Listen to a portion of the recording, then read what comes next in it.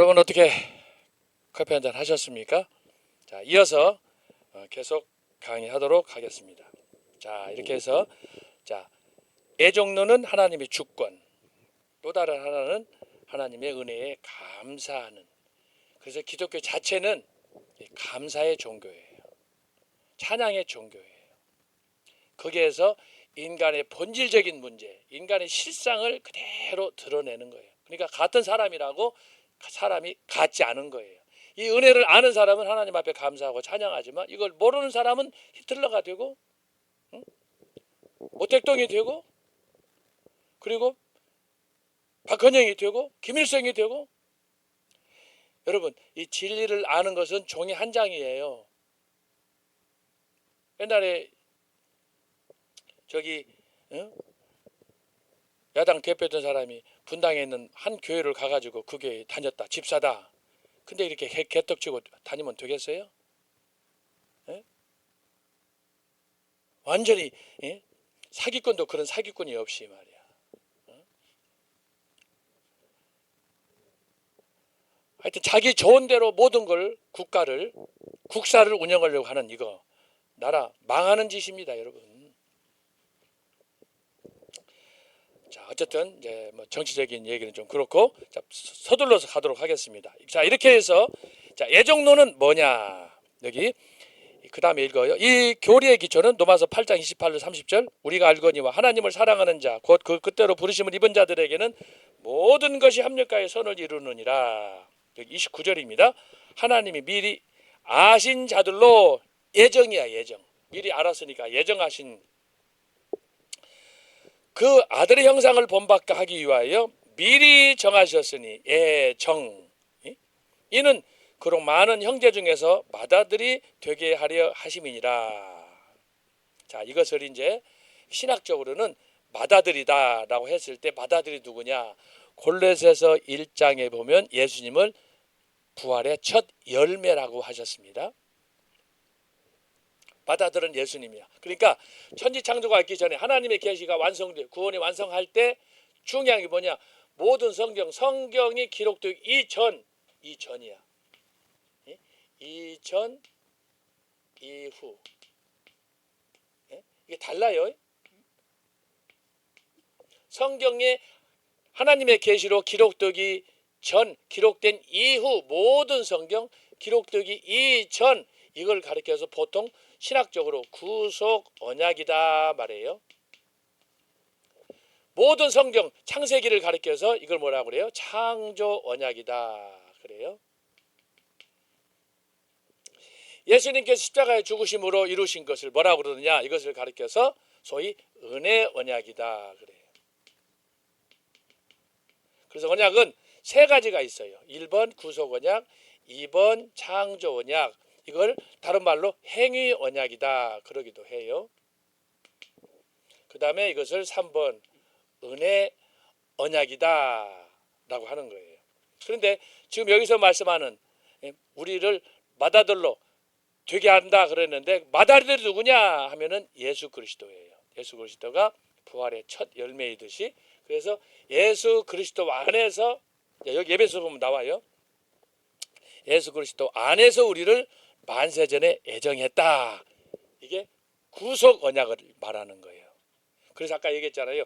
하나님의 계시가 성경으로만 딱 이렇게 압축되어서 거기가 한계를 갖고 있는 것이 아니다. 하나님의 계시가 구원에 필요한 말씀으로 성경에 기록되었지 하나님의 계시는 무한하다. 이것은 마치 하나님의 지혜와 권능과 능력하고 같은 거예요. 이것이 하나님의 전적인 주권 속에 들어가 있다라고 하는 거예요.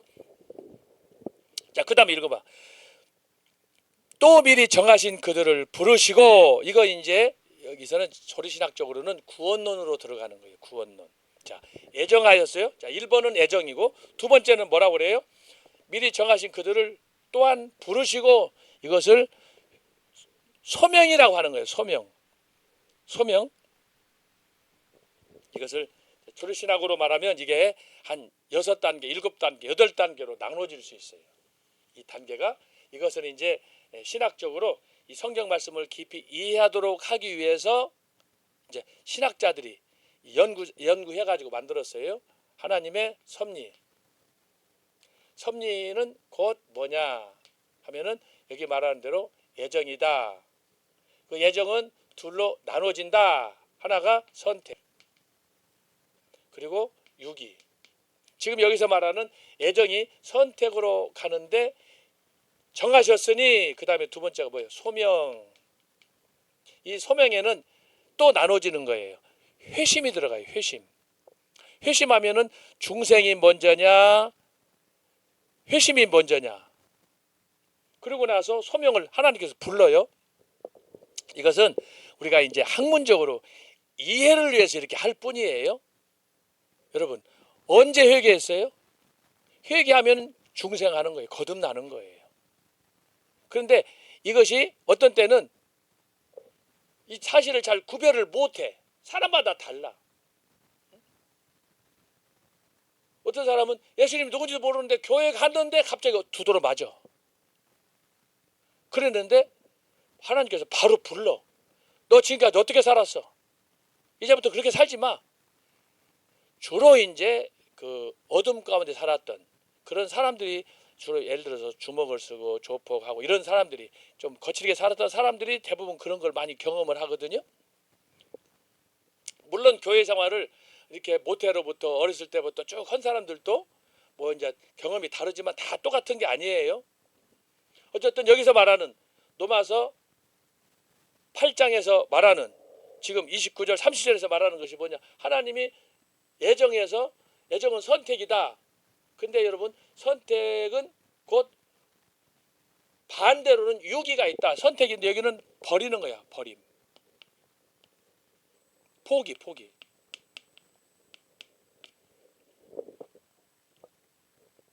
그래서 이 선택하고 소명을 했어요. 소명에 대해서는 하나님께서 아까 야곱을 불렀듯이 딱 지명해서 부르는데 그 이전에 야곱이 야복강에서 씨름을 하잖아요.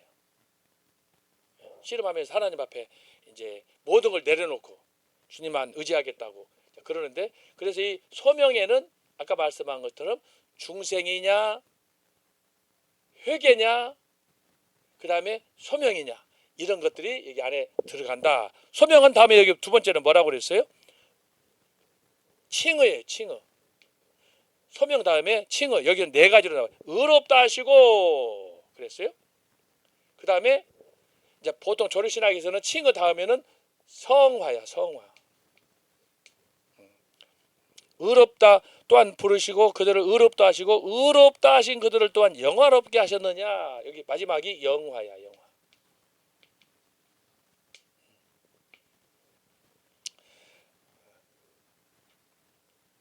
그래서 여기 아까 말씀한 것처럼 여기에 이제 회심, 중생 이것들이 들어간다라고 하는 거예요. 이 부분 가지고 이제 여기서 소명에 대해서 이중에 대해서 다 문제가 되는 거예요. 하나님께서 칭의, 제가 누터 때 얘기했잖아요. 왜 누터하고 칼빈하고 다르냐 하는 것도 조금 설명을 했는데, 칭의 이것은 하나님께서 나를 딱 불러주심으로 하나님의 아들로 빛과 어둠 속에서 빛으로 거듭남으로 해서 하나님의 자녀가 되는 거예요. 믿음으로 로마서 1장 17절에 있는 것처럼. 그런데 이 칭의가 어떤 단계로 이루어지느냐 어떻게 이루어지느냐 하는 부분 가지고 칭의가 또 어떤 시점이냐 이런 거 가지고 논쟁이 있어요. 그래서 학문적으로 아주 복잡합니다. 성화도 마찬가지야. 이게 다 신학적인 주제들이야. 여기서는 단순하게 제목 하나로 단어 하나로 됐지만 이것과 관련해서 이제 성경 전체 창세기부터 계시록까지 하나님께서 소명, 아브라함의 소명 다 이걸 따로따로 연구해가지고 체계화하는 거예요. 그것이 바로 조직신학 7권이다라고 하는 거예요. 7권. 근데 여기서는 바로 이런 그 하나님의 전적인 주권 속에 하나님의 작정 속에 어떻게 이 선택, 예정이 진행되느냐 로마서 8장 30절을 근거로 이렇게 나눌 수 있다라고 하는 거예요. 이게 여기서는 이렇게 3개, 4개로 되어 있지만 왜 제가 회심이나 중생을 얘기하느냐? 우리가 하나님 말씀을 믿고 이제 신앙생활 할 때 보니까 신앙생활이란 뭐냐? 내가 하나님을 말씀을 성경을 통해서 잘 깨닫고 그 말씀에 따라서 하나님을 섬겨야 되기 때문에 하나님을 잘 섬기기 위해서 우리가 아까 제가 얘기했더니 신학을 공부하는 거예요. 이걸 공부만 하면 되는 게 아니에요. 이것을 우리의 삶 속에 저도 그렇지만 여러분은 언제 예수님 앞에 예수님을 만나서 회개했습니까? 저 목사님이 강조하는 대로 언제 불세례 성령 세례 받았습니까? 이게 다 여기에 관련되는 거예요. 그래서 이 주제가 다 다르고 16세기 17세기 청교도들은 이 회심하고 중생에 대해서 얼마나 고민을 많이 했는지 몰라요. 근데 이것이 대부분은 다 어떻게 들었냐? 동시적으로 이루어져요. 동시적으로. 자, 그렇지만 이것을 학문적으로 자세히 나눠서 7단계, 8단계로 구분해 놓았다. 본문의 텍스트는 바로 이 로마서 8장 30절이다. 그 다음에 에베소 1장 찬송하리로다 하나님 곧 우리 주 예수 그리스도의 아버지께서 자 여기 보세요. 그리스도 안에서 하늘에 속한 모든 신령한 복을 우리에게 주시되 하늘 그리스도 안에서라고 그랬어요. 바로 이게 창조 천지 창조 이전 이익을 얘기하는 거예요. 그래서 성경도 창세기 1장 1절 그러면은 천지 창조잖아요. 근데 요한복음 1장 1절 그러면 천지 창조 이전이야. 말씀이 육신이 되기 이전. 그래서 성경을 우리가 읽을 때 창세기부터 계시록까지 신약과 구약과 신약을 잘 조절해서 이걸 먹을 때 이게 정말 영의 양식이 된다. 편식하지 말고 이것을 늘 반복적으로 읽고 묵상하고 연구하는 것이 필요하다. 그래서 성경을 성경으로 해석하는 이 경지까지 우리가 다다라야 된다라고 하는 거예요. 여기서 자 에베소 1장에서 지금 그 얘기하는 거예요. 그리스도 안에서 하늘에 속한 모든 신령한 복을 우리에게 주시되 곧 창세 전에 천지 창조 전에 이 얘기를 하는 거예요. 지금 설명하잖아요. 그리스도 안에서 우리를 택하사 보세요. 이게 뭐냐? 구속 언약이다 라고 하는 거예요. 구속 언약이에요.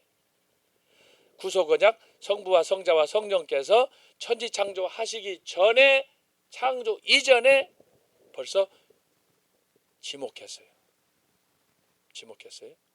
이 유사한 사례가 창세기 25장에 보면은 이삭하고 리브가 결혼해서 40살을 결혼해가지고 60살이 됐는데 아기가 없어요. 그러니까 그 소식을 듣고 이삭이 너무 안타까워서 리브가 손잡고 기도했어요.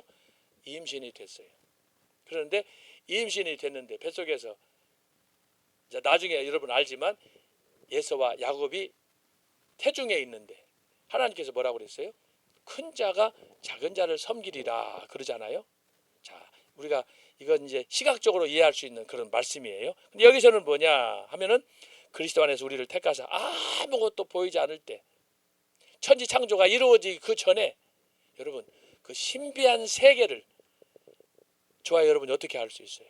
오늘 성경 말씀을 통해서 아하 이런 세계가 있었구나 라는 걸 알 수 있는 거예요.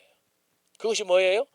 바로 오늘 사도 바울이 에베소서를 통해서 우리에게 보여주시는 구원의 비밀이에요. 저와 여러분은 하나님의 영원한 능력과 주권적 그 은혜 속에서 만물이 태어나기 전 만물이 창조되기 전에 그 언젠가 저와 여러분을 애정하셨다가 창조 이후에 여러분 생년 올 일이 언제예요? 그때 대한민국에서 태어나도록 하나님께서 하신 거예요. 이 비밀 얼마나 오묘합니까? 사도 바울은 이 비밀이 크도다라고 하잖아요. 자, 우리를 그리스도 안에서 택하사 우리로 사랑 안에서 그 앞에 거룩하고 흠이 없게 하시려고 왜 선택했느냐? 어떤 사람들처럼 그렇게 더럽게 살면 안 된다는 거예요.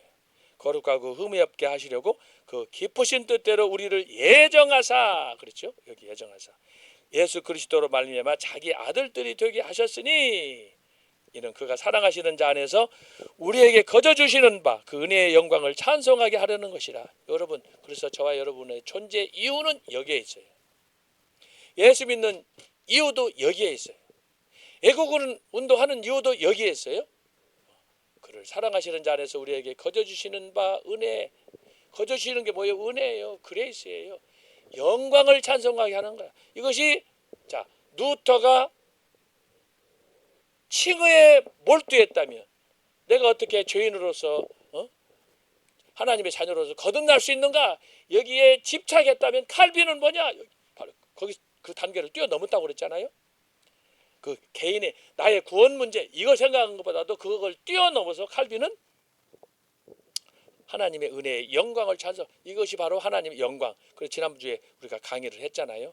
칼빈에 있어서 가장 핵심적인 것은 하나님의 영광이다. 근데 그 영광의 극치가 뭐냐? 하나님의 예정론이다. 이걸 설명한 거예요. 이것은 서로 연결되어 있는 거예요. 그래서 이것을 우리가 이제 신앙생활을 하다 보면 웬만큼 해서는 이 깊은 비밀을 잘 몰라요. 시행착오도 하고 말씀도 듣고 깨닫고 공부도 하는 과정에서 시간이 연륜이 지나는 과정에서 야, 이 예정의 비밀이 이런 거구나. 이걸 알 수가 있는 거예요. 7절로 10절에 보면 우리는 그리스도 안에서 그의 은혜의 풍성함을 따라 그의 피로 말미암아 속량고 죄사함을 받았느니라. 이는 그가 모든 지혜와 총명을 우리에게 넘치게 하사 그 뜻의 비밀을 우리에게 알리신 것이요 그의 기뻐하심을 따라 그리스도 안에서 때가 찬 경륜을 위하여 예정하신 것이니. 여기 보세요. 때가 찬 경륜. 이것이 이제 갈라디아서 4장 4절이에요. 때가 참에 예수 그리스도께서 이 땅에 오셔서 동령녀를 통해서 오셔서 저와 여러분의 구원을 이루신 거예요. 이 안에는 창조 전, 창조 후 구약과 신약이 여기에 압축되어 있어요. 우리가 읽은 지금 에베소서 1장 3절로 여기 지금 7절 8절까지 보면은 이게 소위 어마어마한 역사의 모든 역사가 여기에 세 시기로 압축되어 있다. 창조 전, 창조 후, 그리고 예수 그리스도의 오신 그 이후의 구원 여기 압축되어 있어요. 그래서 우리에게 넘치게 하사 그 뜻의 비밀을 우리에게 알리신 것이요 그의 기뻐하심을 따라 그리스도 안에서 때가 찬 경륜을 예정하는 것이니 하늘에 있는 것이나 땅에 있는 것이 다 그리스도 안에서 통일되게 하려 함이니라. 그리스도 안에서 통일되는 거예요. 이게 성경에 기록한 성경이 주장하는 가장 핵심적인 거예요. 그리스도 안에서 통일되게 했다. 그래서 성경의 주제는 그리스도다. 십자가라고 하는 거예요. 여기 나와 있잖아요. 그리스도 안에서 통일되게. 모든 것들은 아까 제가 얘기한 것처럼 성경에 많은 주제가 있어. 아까 서론 내가 읽었잖아요. 경제부터 과학, 경건, 전쟁 뭐 이런 주제들이 성경에 얼마나 많아. 심판, 예배, 뭐 예술, 미술, 체육, 물리학, 과학 이런 것들이. 그런데 이 모든 것들이 성경에 예수 그리스도 안에서 통일, 예수 그리스도와 신앙으로 연결되지 않으면 모든 학문은 다 죽은 거다라고 하는 거예요.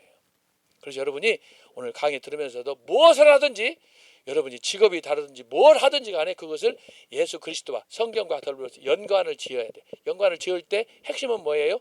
흠과 티가 없어야 돼요.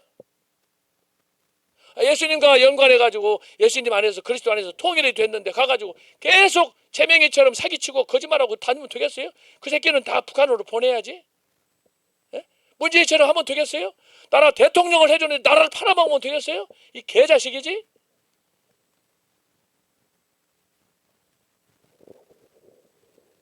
저와 여러분의 삶의 목표는 뭐냐? 예수 그리스도 안에서 그분과 하나가 되는 것. 그게 포도나무의 비유 아닙니까? 요한복음 15장에 그분과 나는 하나로 한 몸으로. 그래서 여기서 말하는 것처럼 뭐예요? 그리스도 안에서 통일되는 거예요. 통일. 모든 길은 2000년 전에 노마로, 성경은 모든 길은 예수 그리스도로 그렇게 가야 되는 거예요. 그래야 저와 여러분의 삶의 희망이 보이는 거예요. 나라도 마찬가지야. 제가 한 달 정도 됐어요. 갑자기 뉴스를 봤는데 윤석열 대통령이 수감 중에 김진웅 목사님한테 성경을 한 권 사인해서 주세요 그랬다는 거야. 그러니까 김진웅 목사님이 뭐 내가 성경 살 수도 있지만 그러지 말고 대통령님이 사와라. 그러면 내가 거기다가 사인해서 주겠다. 성경을 사가지고 비서통에서 보내니까 거기다가 시편 37편 말씀을 적어가지고 사인해가지고 윤 대통령에게 주었는데 감옥에서 하는 일이 뭐냐? 성경 읽고 기도하는 사람으로 변한 거야. 이걸 보면은 야, 딱 150년 전에 이승만 대통령을 생각하는 거야. 이승만 대통령. 이승만 대통령이 한성 감옥에 갇혀가지고 사형 선고 받고 죽을 날만을 기다리고 있는데 선교사들이 갖다 성경을 넣어주고 또 그곳에서 성경을 묵상하는 가운데 내가 볼 때 그때 이승만 박사가 진짜 성령의 불을 받은 것 같아. 그거 보면은 전 목사님하고 상당 부분 그 시절은 닮았어요. 젊었던 시절은. 그렇게 말씀에 빠져가지고 말씀 읽다가 하나님께서 막 은혜를 쏟아주니까 막 책을 쓰고 막 원고를 쓰고 참 놀라운 일이야. 놀라운 일. 감옥에서 한성 감옥에서 성경을 읽다가 은혜를 받고 그래가지고 지금 제가 지난번에 말씀했지만 한성 감옥이라는 이승만 대통령 청년 시절 감옥 생활하던 그 20대 그때를 중심으로 해가지고 지금 영화를 만들려고 지금 발버둥을 치고 있는데 참 어렵네. 생각같이 쉽지가 않네요. 지금 하여튼 몸부림을 치고 있어요. 몇 사람이. 자, 어쨌든 중요한 것이 뭐냐 하면은 바로 여기서 모든 것들이 저의 인생의 젊은 시절이나 지금이나 황혼이나 남자다 여자다 상관할 거 없어요. 여러분들이 현재 위치에서 모든 것을 예수 그리스도와 통해야 돼. 통해야 돼요. 학문도 다 통해야 돼요. 그래야 여러분의 신앙이 여러분의 인격이 부활할 줄로 믿습니다. 껍데기로 하면 안 돼요. 나중에 찌라시가 되면 안 돼요. 사기꾼 되면 안 돼요.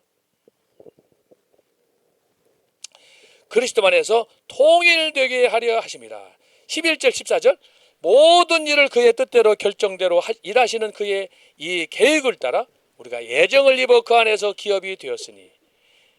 여기서 애정을 기업이 되었다는 건 뭐냐? 하나님의 자녀가 되었다는 거예요. 영원한 축복을 누릴 수 있는 존재가 되었다는 거예요.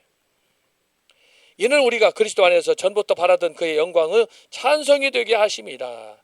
그 안에서 너희도 진리의 말씀 곧 너희의 구원의 복음을 듣고 그 안에서 또한 믿어 약속의 성령으로 인침을 받았으니 이는 우리 기업의 보증이 되사 그 얻으신 것을 속량하시고 그의 영광을 찬송하게 하려 하심이라.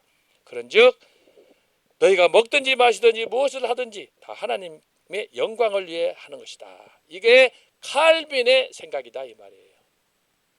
그러니까 칼빈은 루터하고 차이가 뭐냐? 루터는 자기가 어떻게 죄인이 하나님의 자녀가 됐느냐 칭의에 집중했어요. 근데 칼빈은 그게 아니라 포괄적으로. 그래서 나의 존재의 이유는 뭐냐? 단순히 칭의 문제가 아니라 내가 어떻게 살아가는 나의 삶 전체 하나님 앞에 영광 돌리는 것이다. 그것이 어떻게? 먹든지 마시든지 무엇을 하든지. 이것이 개혁자 칼빈이 추구하는 그의 신학 체계였어요. 이 사상이 그가 쓴 역작 기독교 강요에 나타났다 이 말이에요. 그러니까 위대한 학자지.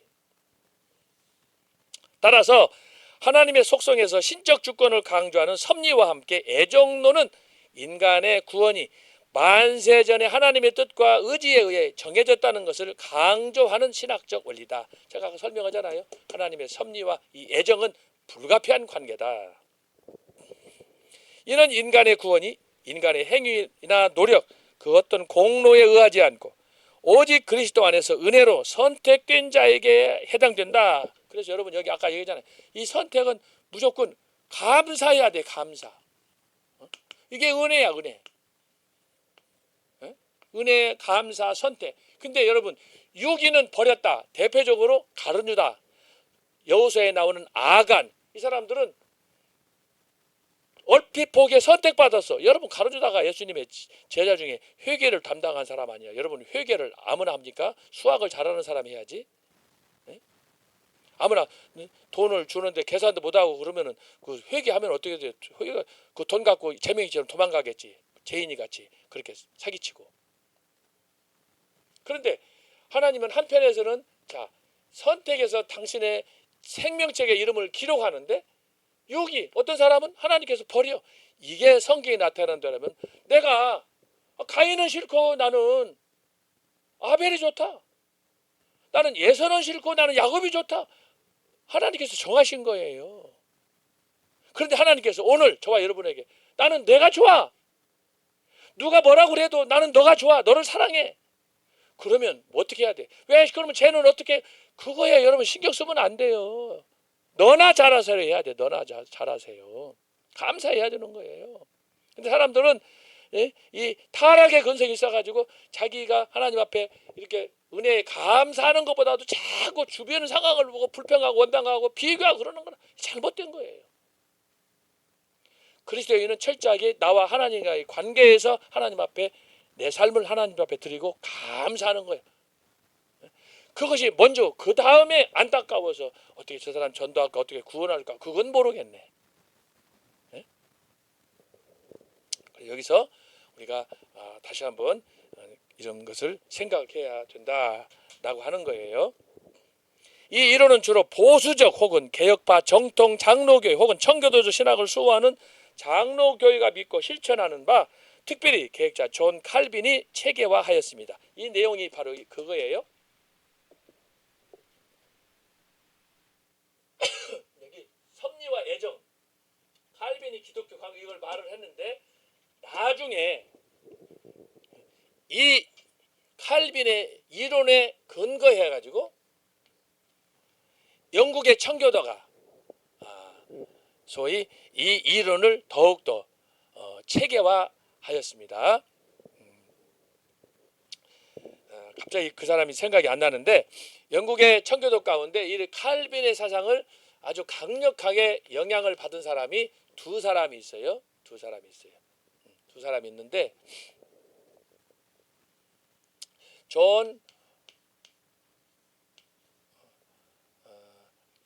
존이 아니고 윌리엄이에요. 윌리엄.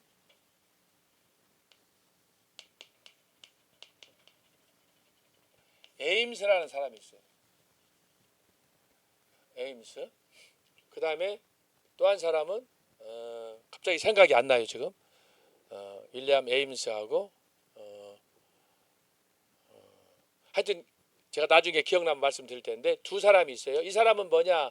윌리엄 에임스하고 또 한 사람은 소위 존 칼빈의 신학에 정통해 가지고, 이 두 사람은 영국의 칼빈이다라고 할 정도로 소문이 난 사람이에요.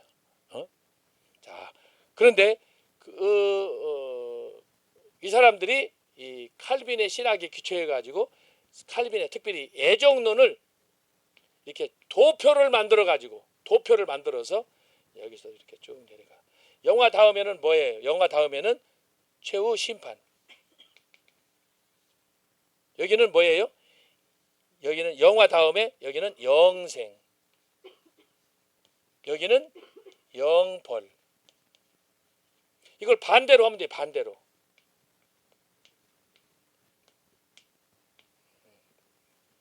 그렇게 해서 여기 6이 버림, 하나님의 생명책에서 버림받은 사람, 이 사람이 결국은 뭐냐? 이게 결국은 지옥, 음부.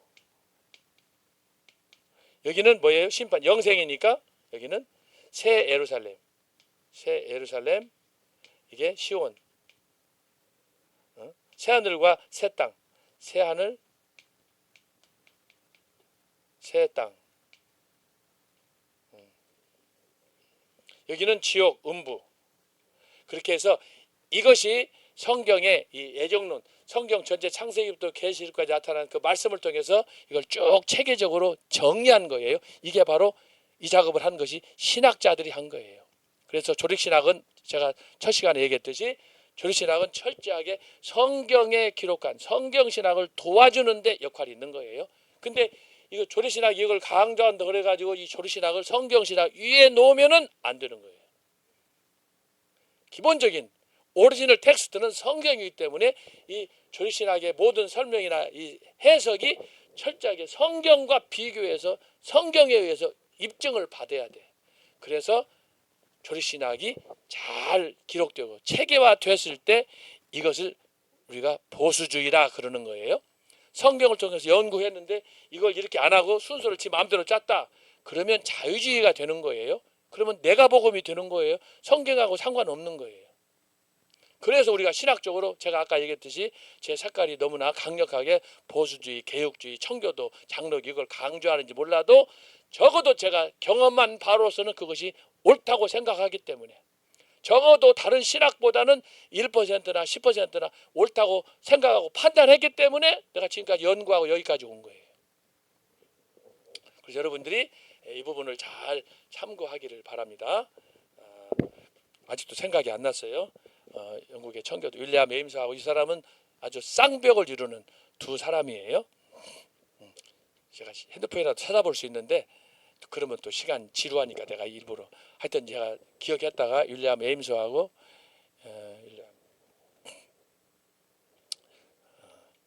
하여튼 나중에 기억나면 하겠어요. 자, 계속해서 합니다.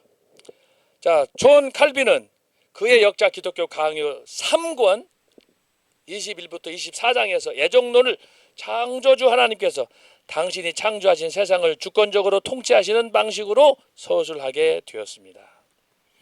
여기에 기초하여 이후 17세기 여러 신앙 고백서들이 출현한 중에 여기 17세기는 청교도들이 살았던 그런 전성기라고 할 수 있어요. 그 중에 1643년부터 1648년 영국 의회가 소집한 웨스트민스터 총회에서 채택된 4대 표준문서, 특별히 웨스트민스터 소요리 문답서와 신앙 고백서는 전능하신 하나님께서 영원 전부터 가장 지혜롭고 거룩한 당신의 뜻과 계획에 따라서 향후 일어날 모든 일들을 자유롭게 불변적으로 정하셨음을 강조하였습니다. 여기 작은 글씨로 각주 3번이 있잖아요. 웨스트민스터 총회에서 채택된 4대 표준문서 3번 그랬는데 이것이 저의 박사학위 논문이에요. 영어로 된 논문을 번역한, 제가 여러 번 소개했잖아요. 저희가 쓴 박사학위 논문 언약사상사 박사학위 논문 해석인데 여기에서 바로 이 부분, 지금 다루고 있는 이 부분들을 제가 해석해서 제 논문에서 밝혔습니다. 여기에 보면은 현재 어떻게 교회와 국가와의 관계, 교회는 어떻게 교회로서의 살아가는지 다양한 부분들, 정부가 국민들을 박해할 때, 이럴 때 그리스도인은 어떻게 거기에 맞서야 되는가, 지금 우리 한국 상황하고 정확하게 관통하는 것이 바로 지금부터 400년 전 영국의 청교도들이 살았던 그 시절의 역사를 제가 해석한 거예요. 그래서 제가 말씀드렸잖아요. 반드시 저의 박사학위 논문 언약사상서를 이렇게 구해서 읽으면 지금 우리 한국 상황하고 아주 접목이 되는 그런 부분이 여기에 있습니다. 이제 결국은 뭐냐, 1688년, 89년, 1690년경에 영국의 청교도가 승리를 했어요. 마치 지금 지난 금요일날 윤석열 대통령이 지금 한남동 관사로 오셨잖아요. 그런 것처럼 아직 시작이지만 영국에서는 이미 1689년, 90년에 청교도가 혁명을 완성했어요. 그래서 소위 무혈혁명으로 청교도들이 승리함으로 인해서 길게 투쟁했던 약 150년간의 혁명을 끝내버린 거예요. 영국이. 그랬는데 오늘 우리도 이제 윤석열 대통령이 만약에 용산으로 이제 대통령직을 복구해서 들어가게 되면 새로운 시대가 열릴 줄 믿어요. 저는 그래서 강의 준비하면서도 이런 청교도 우리 한국적인 상황을 생각하면서 내가 그래서 아까 읽었던 시를 쓴 거예요. 밤새 쓴 거예요. 밤새. 그래서 우리 한국 대한민국이 나가야 될 방향이 뭐냐라고 하는 것을 제가 이제 정리를 한 것입니다. 자, 그러면 그 다음번 이중 애정론이에요. 자, 애정론은 이렇게 하나님의 섭리 속에 그분이 가셨던 주권적인 역사가 어떻게 애정을 통해서 전개가 되느냐라고 했을 때 선택과 유기다. 이것은 신학자들이 성경을 통해서 우리가 신앙생활 할 때 잘 이해하면서 신앙생활 할 수 있도록 학문적으로 정리한 거예요. 근데 이제 이것을 일부 이단들이나 일부 잘못된 사람들이 성경에 애정론이 이렇게 강조했음에 불구하고 애정론을 부정하는 사람이 있어요. 그건 이단이에요. 이단 새끼. 이단이에요. 이걸 부정하는 사람. 그렇죠? 우리가 지금 방금 읽었잖아요. 성경 얘기 읽었는데 성경 이거 택도 안 된다. 말도 안 된다. 내 마음대로 살겠다. 누가 나를 선택해? 죄를 지어도 내가 짓는 거지 왜 아담이 지어? 왜 아담 걸 나한테 뒤집어 씌워? 그렇게 되는 거예요. 그래서 위험하다고 하는 거예요. 그래서 보수교단, 정통교단, 개혁파 교단, 청교도 칼빈주의를 주장하는 거예요. 이 사람들은 오직 모든 성경은 여기 모든 성경 하나님의 말씀으로 계시로 기록되어 있기 때문에 오직 성경에서 성경으로 가는 거예요. 근데 성경을 똑같은 성경을 읽어도 이걸 삐딱하게 해석하고 이것을 자기 마음대로 해석한다. 그래서 자유주의가 나오는 거라니까. 그래서 여러분이 그걸 기억하시고 이건 이제 학문적으로 가는 거예요. 자, 애정론하면 이렇게 이해를 했는데 애정을 그러면 언제 했느냐? 이거 가지고 두 가지로 학설이 나눠진다 이 말이야. 이건 이제 신학자들이 한 거예요. 성경을 깊이 연구하다가 봤더니 그것이 따블이야. 따블 프리테스티네이션 이중 애정론이더라 이거예요. 자, 읽어보겠어요. 애정론은 두 개가 있어요. 여러분 잘 기억해야 됩니다. 나중에 시험 볼 때 학기말 시험 볼 때 애정론 나올 거예요. 자, 이렇듯 애정론은 개혁주의 신학의 정수로 이 신학을 체계화한 종교개혁자 존 칼빈의 이름을 따서 칼빈주의 애정론으로 불린다라고 하는 거예요. 그래서 칼빈하고 애정론은 뗄 수가 없다. 이 애정론 때문에 칼빈은 그의 절친이었던 친구도 재판석에 올려가지고 이것 때문에 사람이 죽고 하여튼 그 피비린내가 나는 그런 일들이 있었어요. 그러다 보니까 칼빈이 욕을 얻어먹는 거야. 왜 신학적 이 주제 가지고 친구를 죽이고 그렇게 못된 일 많이 했냐 그러는 거야. 그러나 칼빈이 죽인 게 아니에요. 성경대로 이렇게 집행을 했을 뿐이야. 우리가 대한민국에 살아도 지금 법이 통하지 않잖아요. 범죄자가 시내를 돌아다니면서 그러는데 그럼 잡아다가 지금 육시를 해야 할 거 아니야. 영창에 엊그저께도 김준영 목사님이 그러더만 그분 이름을 거론하면서 그 사람 머리는 똑똑한 것 같은데 갈 길이 있다는 거야. 어디로 가야 돼? 영창 가서 10년은 살아야 되는데 내가 볼 때는 미국 가가지고 한 800년은 살아야 돼. 미국 가면 쥐들이 많아가지고 800년 산다고 그러잖아요. 영원히 사는 거 아니야? 그쪽으로 빨리 묶어가지고 보내든지 말든지 해야 되겠어요. 그래서 이 신학의 또 다른 명칭은 바로 이중 애정론이다라고 하는 거예요. 자, 이중 애정론은 하나님의 특별한 은혜로 깊으신 뜻에 따라서 어떤 사람들은 영원 전에 영원한 구원으로 선택한 반면 잘 들어야 돼요. 자, 어떤 사람은 언제요? 영원 전에 창조 전에 이렇게 하나님께서 구원으로 선택하신 반면 다른 사람이에요. 이 사람도 선택 안, 여기 애정 안에 있어요. 선택 안에 있어요. 여기 유기가 아니에요. 애정 안에 두 그룹이 따로 있다 이 말이에요. 그런데 그 사람이 첫 번째가 창조 전에 했고 두 번째는 뭐냐 여기. 반면 이들은 아담이 지은 죄, 즉 원죄와 자기 자신들의 지은 죄로 인하여 하나님의 저주와 영원한 심판을 받도록 내버려 두셨다라는 것입니다. 전자는 하나님의 깊으신 뜻에 따라서 편의상 무조건적 선택이라고 부르며 후자는 유기라고 부른다. 칼빈주의는 전자를 에베소서 2장 8절로 9절에 기초하여 하나님의 은혜에 의해서 믿음으로 중생하도록 즉 유효적 소명으로 예정하셨다고 가르칩니다. 한편 후자 즉 저주 아래 있는 자들에 대한 유기 심판 또한 하나님의 선택에 대한 다른 표현으로 규정됩니다. 그런데 애정론은 지금 설명한 대로 둘로 나눠진다. 자, 첫 번째가 뭐예요? 타락전 애정설이다. 구원하실 자와 유기하실 자를 애정하여 창조하셨으며 인간의 타락을 허용하고 선택자를 구원의 길로 인도하신다라고 하는 거예요. 타락전. 그러니까 타락전이면 언제예요? 에덴동산에서 아담과 하와지. 두 번째는 타락 후예요. 인간을 창조하실 때 타락을 허용하기로 작정하셨으며 타락자 중에 일부를 선택하여 구원의 길로 인도하신다라는 견해예요. 그래서 이제 우리 신학 안에서도 바로 이 부분이에요. 타락 전 애정론이냐 타락 후 애정론이냐 이것은 유기하고 포기하고는 완전히 다른 거예요. 이걸 구별해서 여러분들이 이해를 해야 돼요. 자, 도마스 1장 하나님이 진노가 불의로 진리를 막는 사람들의 모든 경건치 않음과 불의에 대한 하늘로 쫓아나나니 이는 하나님을 알만한 것이 저희 속에 보임이라. 하나님께서 이를 저희에게 보이셨느니라. 창세로부터 보이지 아니하는 것들 곧 그의 영원하신 능력과 신성이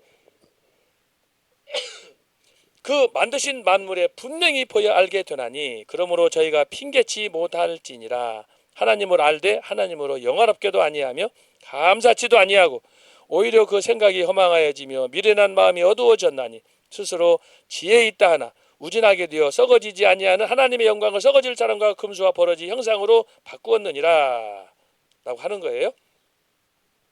어쨌든 인간이 이렇게 타락 전에 애정을 했음에도 불구하고 인간이 이렇게 근본적으로, 그래서 여러분이 이 애정 선택됐음에도 불구하고 인간은 근본적으로 이런 타락한 존재다라고 하는 걸 여러분들이 기억해야 되겠어요. 자, 그렇게 해서 다음 페이지로 가겠습니다. 6페이지로 가면 애정론에 대해서, 애정론 오늘 이거 빨리 끝내버려야지. 애정론의 오해. 그러면 애정론에 대해서 사람들이 이 말 저 말 하고 있는데, 자, 히브리서 11장 8절, 예수 그리스도는 어제나 오늘이나 영원토록 동일하시니라. 이처럼 하나님은 영원한 현재이신데 인간의 시간적인 예지의 개념으로 오해한 것입니다. 우리가 알고 있듯이 현대 물리학에서 태양에서 지구까지 빛이 도착하는데 8분이 걸립니다. 그런데 우리는 지금 현재 8분 전에 태양을 보고 있습니다. 즉 우리 자신의 존재와 실체는 현재지만 과거 속에 살고 있는 것입니다. 그러나 하나님은 태양과 지구를 동시에 보시기에 이 말씀처럼 과거와 현재의 구별이 없으신 영원한 현재이신 것입니다. 아까 이것도 제가 여기 설명했어요. 하나님은 바로 영원한 존재로서 시편 139편을 우리가 깊이 묵상하면서 이걸 봐야 된다. 그래서 통시적으로 봐야 돼요. 그런데 나는 안 된다. 아무리 보고 싶어도 안 돼. 내 과거를 지금 볼 수가 없잖아요. 나는 내 과거를 다 기억 못 하잖아요. 어제 여러분이 어떻게 살았어요? 기억 다 합니까? 그러나 하나님은 손바닥이다 이 말이에요. 나만이냐? 아니에요. 역사의 모든, 심지어 공중나는 새까지라도 하나님은 다 알고 기억하시고 계신다라고 하는 거예요. 자, 그 아래 성경들은 여러분들이 건너뛰도록 하겠습니다. 건너뛰고, 자, 이거 관련해서 7페이지로 가면은 숙명론이 있어요. 숙명론, 애정론.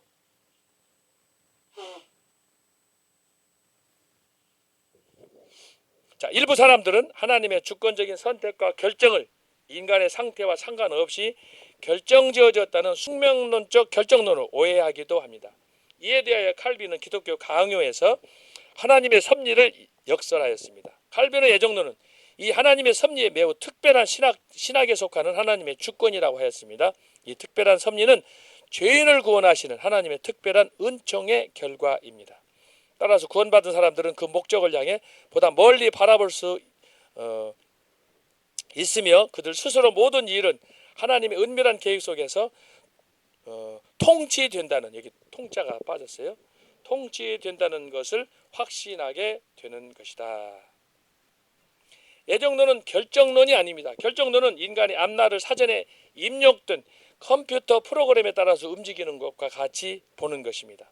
한마디로 모든 인간의 행위가 행위자 밖에서 기독교 주어진 결정된 프로그램에 의해 발생한다는 뜻입니다. 그러나 성경이 가르치는 기독교 하나님은 자존하시고 계획하시며 만세전에 예정하신 전능하신 하나님이시지만 죄인의 구원을 위해 죄인으로 하여금 뉘우치게 하시고 회개하는 자를 용서하시며 진노와 심판을 거두시는 인격적인 하나님이시다.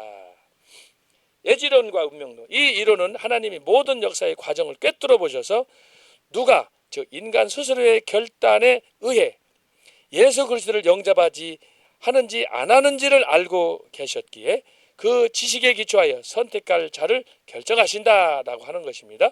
그러나 이는 예정에 관한 성경의 가르침과는 매우 다른 것입니다. 위에서 살펴본 대로 애정은 애정론을 본대로 성경은 애정론을 가르칩니다. 운명론, 이와 유사한 명칭으로 숙명론이 있는데 이는 동양 철학, 주로 주에게서 사람의 미래가 사주팔자에 의해 결정되어야 한다고 믿는 것입니다. 인간의 다양성과 복잡 미묘함 그리고 절묘한 조화와 신비를 사주팔자라는 틀과 형식에 따라서 생각하고 판단하는 바 모두 철학적이며 그 자체가 형이사각적인 주장입니다. 이는 아무런 전제 없이 인간의 운명이 미리 정해져 있으며 운이 좋든지 나쁘든지 인간은 그 운명에 항가할 수 없는 기적이고 수동적인 존재라고 가르치는 것입니다. 이 이론에 의하면 인간은 자기 행위에 대해서 책임을 질 필요가 없습니다. 책임은 자의가 있을 때 요구되는 요소이기 때문입니다. 그 아래 애정론과 여호수아의 제비뽑기의 관계에 보겠습니다. 자, 위에서 고찰한 애정론은 성경이 가르치는 신적 섭리와 함께 하나님의 절대 주권과 통치를 잘 보여줍니다. 그런데 이 애정론은 창세기와 함께 구약 39권 그리고 신약 27권 등 모든 성경이 가르칩니다. 그런데 성경이 가르치는 다양한 교리 중에서 제비 뽑기는 애정론의 진수라고 하겠습니다. 성경의 구성과 내용, 성경이 가르치는 애정론, 특별히 제비 뽑기는 창세기부터 계시록까지 일관되게 창조, 타락, 회복, 구원, 완성의 5단계를 거치며 구속사의 핵심을 반복적으로 전개하고 있습니다. 그 과정에서 모든 하나님의 계시와 구원 역사는 하나님의 주권적 통치와 놀라운 섭리, 즉 애정론이 제비 뽑기 형식을 통해서 구체적으로 발전하였습니다. 제가 이것은 성경이 바로 애정론이다라는 것을 설명하기 위해서 기록한 것입니다. 자, 3번에 2번 그 다음 9페이지로 가겠습니다. 성경의 사례. 창세기 1장 1절로 32절 각기 종류대로라는 말이 나와요. 각기 종류대로. 이것이 뭐냐? 제비뽑기예요. 다른 형식으로 말하면. 이후 모세 오경이 보여주는 바 특별히 노아의 홍수와 바벨탑, 아브라함의 소명과 이후 애굽에서의 노예 생활, 출애굽 이후 성막 제도와 가나안 정복 과정, 사사시대, 왕정, 포로 전후 이스라엘 역사가 잘 보여집니다. 제비 뽑기가 뭐냐? 하나님은 모든 열방 가운데 이스라엘을 제비 뽑았어요. 이게 선택이에요. 그래서 그들은 선민이라고 부르는 거예요. 그래서 제가 성경은 전체가 애정론이다라고 하는 거예요. 그 구약에서는 중심이 이스라엘이에요. 신약에서는 오늘 교회에 출석하는 성도들, 신약교회 성도들이 다 여기에 포함된다고 할 수가 있어요. 특별히 제비뽑기는 예수 그리스도의 구원과 관련하여 사도행전 4장 12절 다른 이로서는 구원받을 수 없나니 천하 인간의 구원을 얻으받는 다른 이름을 우리에게 주신 일이 없음이니라. 아까 읽었죠. 예수 그리스도를 맏아들 되게 했다. 골로새서 1장에서는 부활의 첫 열매가 되게 했다. 삼위일체 하나님께서 창세 전에 바로 성부 성자 성령께서 구속 언약을 통해서 이것을 플랜을 짜셨다라고 하는 거예요. 사실 이 부분과 관련해서 조리신학에서 구원론과 관련해서 이게 다 하나하나 주제별로 설명이 되어야 될 부분이에요. 그래서 여러분들 혹시라도 손은배 교수님 강의 구원론이나 그 밖에 다른 성령론 있으면 한번 참고해서 이걸 보시면 보완이 될 겁니다. 그리고 이제 그 아래 로마서 5장 8절 우리가 아직 죄인 되었을 때 그리스도께서 우리를 위하여 죽으심으로 하나님께서 우리에 대한 자기의 사랑을 확증하셨느냐. 저와 여러분의 구원은 하나님의 사랑을 확증받고 하나님의 자녀가 된 거예요. 이게 애정론이에요. 마태복음 7장 좁은 문으로 들어가라. 멸망으로 인도하는 문은 크고 그 길이 넓어 그리로 들어가는 자가 많고 생명으로 인도하는 문은 좁고 길이 협착하여 찾는 이가 적음이라. 저와 여러분은 좁은 문으로 들어가는 광화문 애국 세력이잖아요. 이거 애정된 사람만 가는 거예요. 그 다음에 있는 요한복음 14장 6절 그 이하는 여러분들이 참고하시면 좋겠어요. 자, 10페이지로 가면 세 번째 단 성경의 대표적인 예 그랬어요. 그 위에. 네. 그런데 성경의 대표적인 제비뽑기는 유다 지파의 아간 이게 뭐냐 여호수아에 나오는 거예요. 여호수아에 보면 7장에 나오는데 이것과 또 요나서 1장 17절 선지자 요나가 잘 보여집니다. 여기 보면 제비뽑기가 나오기 때문에 제가 특별히 이걸 선정을 했어요. 그런데 제비뽑기는 역사적으로 각 나라의 문화적 전통에 따라서 우리나라의 경우 로또 추첨이나 소꿉놀이에서 보듯이 매우 다양한 방식으로 계승이 되어 있습니다. 자, 여러분 굉장히 이거 재밌어요. 자, 이거 지웁니다.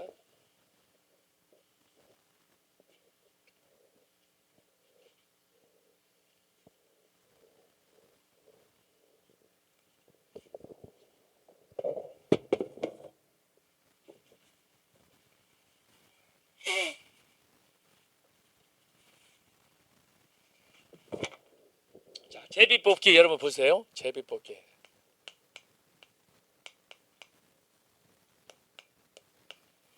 제가 여기다가는 간단하게 한 두세 가지만 적었어요. 응? 예? 예를 들면은 우리가 하는 거 뭐예요? 제비뽑기 하게 되면은 대표적으로 윷놀이. 일종의 윷놀이도 제비뽑기 중에 하나예요. 그 다음에 뭐예요? 윷놀이도 있고 다양한 소꿉놀이, 동전 던지기, 놀이 형태가 다 다를 뿐이지 결국에는 마지막에는 한 사람으로 이제 끝나는 거 아니에요? 윷놀이, 동전 던지기는 우리가 이제 축구 볼 때, 축구 뭐 국내든지 해외든지 월드컵이든지 보게 되면은 심판이 나와서 동전을 하늘로 던져서 딱 받아가지고 선공 후공, 또 저기 뭐야 나중에 엑스트라 게임 할 때 연장전에 가가지고 나중에 골 득실을 알 수 없을 때 마지막에 5명씩 뽑아가지고 이제 또 할 때도 그때도 또 동전을 던져가지고 선공 후공을 또 전하잖아요. 자, 그래서 성경에도 보면은 이렇게 윷놀이가 있고 동전 던지기가 있고 또 아까 아간처럼 그리고 요나처럼 실제로 많은 사람 가운데 제비를 뽑았는데 아간이 뽑히고 요나가 뽑혔단 말이에요. 그런데 이제 이것이 여호수아서를 가게 되면은 하나님께서 12지파를 향해서 하나님께서 제비 뽑기로 했다. 자, 근데 아주 특이한 부분이 있어요. 제비 뽑기. 자, 제비 뽑기 어떻게 특이하냐? 하나님께서 자, 제비 뽑기 했어요. 뽑기를. 자, 이걸 하는데 여기에 하나님께서 각 지파별로 이름을 썼어요. 이름을 썼어요. 근데 이 제비 뽑기 할 때 우리가 이제 흔히 경험하지만 이름을 하나님이 쓰는 것도 있지만 내가 내 이름을 쓰는 게임도 있어요. 뽑기 중에. 여러분 그런 게임 안 해봤어요? 제비 뽑기인데 아주 특이한 방식은 뭐냐 그러면 여기에 12지파 이름을 하나님이 그러게 했는데 그것을 통해서 12지파들이 뽑는다 이 말이에요. 하나님이 기록한 명단이에요. 근데 이것을 반대로 하게 되면은 어떤 제비 뽑기는 소위 복걸 뽑기라고 그러잖아요. 내가 거기다가 게임을 위해서 하는 거지만 내 이름을 써서 어떤 상품도 준비하고 이런 것들이 있단 말이에요. 그래서 이제 그것을 다행스럽게 내가 내 것을 뽑을 수 있어. 예를 들면 크리스마스 때 같은 경우에 그래. 크리스마스 이브에 보면은 20-30명이 모여가지고 거기다가 이제 다 그 선물을 넣고 이름도 쓰고 그러지 않아요? 그런데 그 크리스마스 때 하는 그 제비뽑기 게임 할 때는 뭐냐면은 선물들을 사가지고 각자 다른 선물을 뽑아서 가져가는 그런 이제 게임인데 어떤 때는 뽑다 보니까 내가 내 이름을 뽑을 수가 있다 이 말이에요. 이건 드문 케이스지만 그럴 수도 있다 이거예요. 그래서 뽑기가 하나님이 여기 성경에 나타난 여호수아의 제비 뽑기는 하나님이 12지파 이름들을 써서 그들에게 분배를 했는데 반대인 경우는 뭐냐? 우리가 우리의 이름을 써가지고 우리가 제비 뽑기 하는 수도 있다 이 말이에요. 근데 이것하고 달리 여호수아에서는 바로 이런 특이하게 하나님께서 당신의 영원한 계획 속에서 아까 만세 전에 그랬잖아요. 이걸 해놓고 그것을 그 당시에 이미 각 지파별로 땅을 분배받을 땅들을 정리해 놓고 그것은 지파의 숫자에 따라서 공헌도에 따라서 그들이 행한 그 행위에 따라서 다 작정해 놓고 그것을 분배를 하신다라고 하는 거예요. 중요한 게 뭐냐? 그러므로 하나님께서 그렇게 하셨기 때문에 여기에 대해서는 누구든지 불만을 토하면 안 된다. 그래서 아까 제가 뭐라고 그랬어요? 하나님의 애정론, 하나님의 섭리는 하나님의 전적인 주권에서 기초한다. 여기에 대해서는 제가 아까 토기장의 비유를 든 것처럼 누구도 어떤 상황에 대해서 딴지를 걸면 안 되고 하나님의 전적인 순종만 요구한다 라고 하는 걸 제가 말씀드리는 거예요.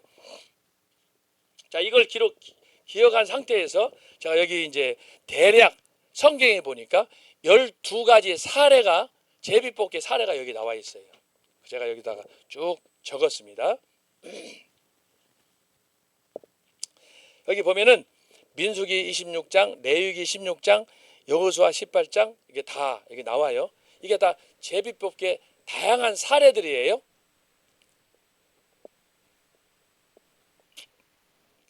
그리고 여기서 이제 사무엘상 같은 경우에 14장 거기 특별히 내가 성경 말씀 썼잖아요. 사무엘상 14장 41절로 이에 사울이 이스라엘 하나님 여호와께 아뢰되 원하건대 실상을 보이소서 하였더니 요나단과 사울이 뽑히고 백성은 면한지라. 사울이 이르되 나와 내 아들 요나단 사이에 뽑으라 하였더니 요나단이 뽑히니라. 이게 다 제비 뽑기야. 사울이 요나단에게 이르되 내가 행한 것을 내게 말하라. 요나단이 말하여 이르되 내가 다만 내 손에 가진 지팡이 끝으로 꿀을 조금 맛봤을 뿐이오나 내가 죽을 수밖에 없나이다. 부정한 행위를 자초한 것을 얘기합니다. 그리고 여기 역대상, 그 다음에 느헤미야, 에스더, 여기 에스더 같은 경우도 에스더 3장 7절에 보면은 바로 이런 형식이 나와요. 특별히 사도행전 1장 26절에서는 이제 예수님의 제자 마띠아를 뽑는 거예요. 마띠아. 제자, 그 제비 뽑기를 통해서 마띠아를 제자로 세우잖아요. 그리고 이제 마태복음 27장 35절에서는 참 비극적인 거예요. 예수님이 십자가에서 운명하기 직전에 그 아래서 예수님이 옷을 누가 갖느냐 해서 제비 뽑기 하는 거예요. 이런 다양한 형식들이 성경에 이렇게 나타나 있다라고 하는 거예요. 자, 위에서 간단히 살펴보았지만 성경에 기록된 제비 뽑기는 예지론과 운명론, 숙명론 등을 일시에 거부합니다. 우리가 했던 이런 통상적인 것하고 전혀 달리 하나님께서 만세 전에 애정하여 이렇게 지파별로 그것도 섬세하게 이렇게 지파들의 그 땅 분배를 쫙 정하시고 그걸 통해서 12지파가 땅을 부여받을 수 있도록 그렇게 하셨다라고 하는 거예요. 본격적으로 여호수아에 보면은 제자 훈련 제비 뽑기가 여호수아 13장 15절부터 쭉 나타납니다. 쭉 나타나요. 제가 참고로 몇 개를 썼어요. 제비 뽑아 경계를 정하고 그 가족대로 성들을 분배를 해요. 그러니까 제가 왜 이 말씀을 들으느냐 그러면은 여호수아서에서 개인뿐만 아니라 지파를 뿐만 아니라 개인 가족대로 성읍들을 다 분배하는 게 뭐냐. 원래 이 성경을 다 찾아 읽어봐야 되는데 그렇게 이것을 정리하면 뭐냐 그러면 자 이스라엘이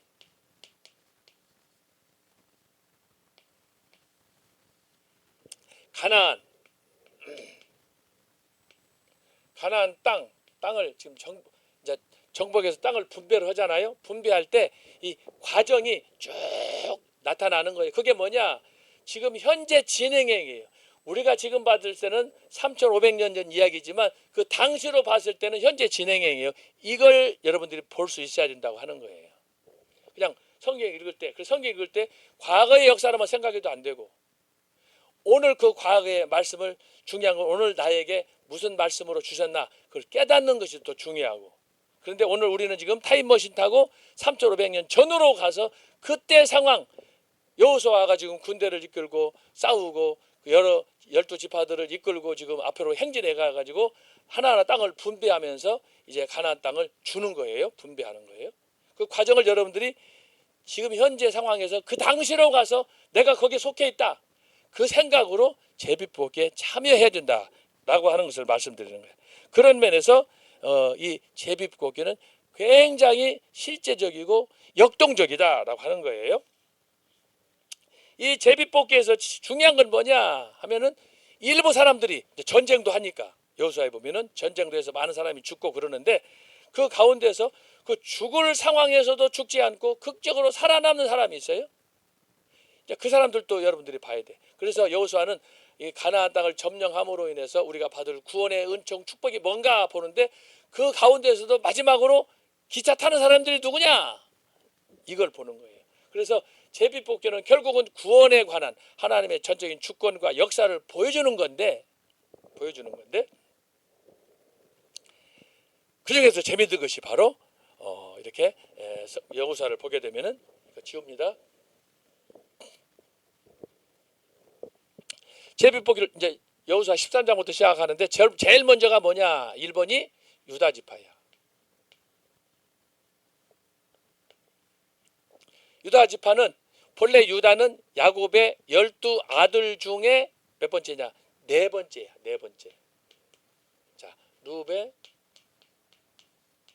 시므온, 그 다음에 레위, 유다.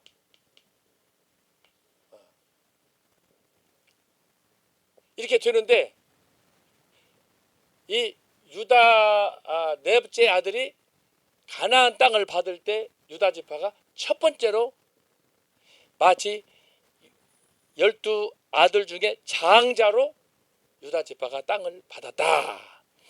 이거에 관해서는 여러분들이 이제 창세기의 역사, 야곱이 창세기 49장에서 12아들을 모아놓고 죽기 전에 당시 야곱의 나이 147세 죽기 직전에 이제 12아들을 불러놓고 이제 유언하듯이 나중에 축복을 하잖아요. 그 약 말씀을 보면은 쭉 정리가 되는데 그 이전에 유다가 어떻게 살았는가 하는 것이 크게 두 토막으로 창세기에 기록되어 있어요. 첫 번째가 뭐냐? 동생 요셉이 아버지의 심부름을 따라서 들로 나와가지고 먹을 거 준비해가지고 안부르차를 갔는데 형들이 보고 저기 우리 집에 그 꿈꾸는 그 물건 하나가 온다. 그래서 형제들이 모여가지고 수근수근 해가지고 저놈을 죽이자. 골치 아픈 손자가 온다. 그래가지고 그를 결박하여 구덩이 파가지고 묻었는데 그때 당시에 루벤이 우리가 그렇게까지 해서 죽일 이유가 있냐. 그래서 구덩이 파가지고 묻었는데 그때 유다가 나서서 어떻게 이렇게 그래도 우리 형제인데 이것을 그렇게 할 수 있느냐. 그래서 생명만은 해치지 말자. 그럴 때 마침 애굽으로 지나가던 그런 상사꾼들 그들에게 유다를 팔아서 결국은 요셉이 죽지 않고 이제 먼 훗날 애굽의 바로 왕의 총리가 되고 그때 이제 자기의 가족과 형제들을 구원하는 그 실마리를 제공하는 게 유다 지파다. 그래서 그를 팔아 넘기도록 목숨만 해치지 말자라고 했던 그 유다고 그 다음에 이제 창세기 43장 2장 가게 되면은 먹을 것이 가나안에 흉년이 들어서 먹을 것이 떨어져 버렸단 말이죠. 그러니까 야곱이 얘들아 너희들 그렇게 좋게 신세 좋다고 여기 있을 게 아니라 저 이웃 나라 애굽에 내려가면은 거기는 풍년이 들어서 먹을 것이 많다고 그러더라. 가서 양식을 구해와라 그러잖아요. 그리고 이제 베냐민 반 남겨놓고 10명의 아들이 요셉은 없고 그러니까 이제 10 형제들이 이제 애굽으로 내려가잖아요. 내려가서 이제 양식을 사러 이제 돈도 넣고 이제 도자금 넣어가지고 갔는데 딱 보니까 요셉이 보니까 형제들이 오는 거예요. 그때 당시에 이미 요셉은 총리가 되기 때문에 머리에 관을 쓰고 옷 같은 거 이런 것도 품위 있게 이렇게 참 위험 있게 있었는데 요셉은 알아보는데 형제들은 그걸 못 알아본다 이 말이죠. 그래서 안부를 다 묻는 가운데 그들이 이제 돌아갈 때 그들이 가지고 온 자루에다가 먹을 거 양식도 몽땅 넣어주고 그들이 가지고 왔던 돈을 거기다 다 넣고 거기다가 자기가 사랑하는 금잔도 넣고 해가지고 돌려보내잖아요. 한참 가는데 요셉이 자기 사람을 보내가지고 이거 어떻게 여기에 있는 그런 금잔을 숨길 수가 있느냐. 그래가지고 그들 중에 한 사람을 그게 바로 두 번째 시므온이에요. 시므온을 잡아가지고 거기에 있게 하고 그리고 조건이 뭐냐. 집에 있는 너희 막내 베냐민이 이곳에 오지 않으면 그렇지 않으면 너희들은 정탐꾼으로 간첩으로 볼 테니까 알아서 해라. 그래가지고 이제 돌려보내지 않아요. 그게 창세기 42장, 43장, 45장 이제 정말 막판으로 가는 드라마 같은 그런 장면이 나오는데 형제들이 이제 시므온 둘째만 요셉이 있는 애굽에다가 구류를 살게 묶어놓고 나머지 이제 9 형제가 이제 가나안으로 가서 아버지한테 보고를 하는데 쫙 보고하는데 보고 중에 제일 중요한 게 뭐예요? 그 애굽에 있는 총리가 여차여차 하는데 양식이 다음에 올 때는 집에 있는 베냐민 동생을 데리고 오라고 그런다. 그 얘기를 하잖아요.